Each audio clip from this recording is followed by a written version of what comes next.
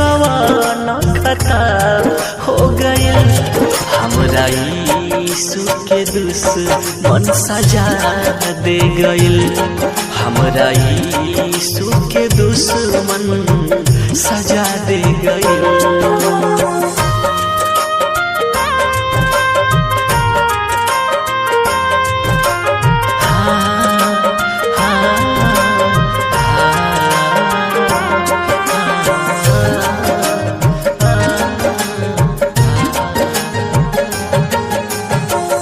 बोला काहे ऐसन तू समैया बितैला।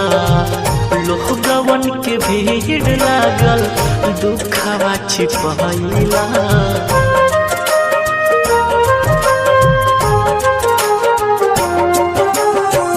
बोला काहे ऐसन तू समैया बितैला।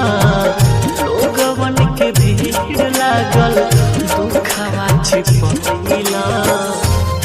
दिल पे चोट तू खैला बुरा हाल हो गइल। दिल पे चोट तू खैला बुरा हाल हो गइल।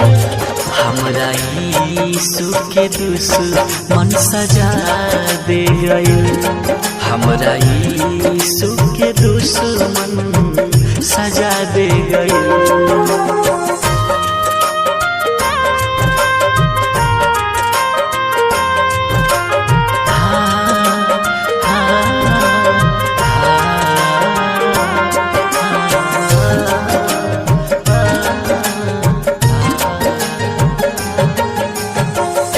जहाए पापी दुश्मन कुछ नहीं बिगड़ाला।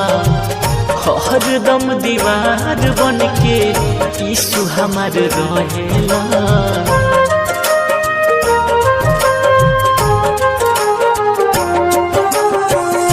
जाए पापी दुश्मन कुछ नहीं बिगड़ाला।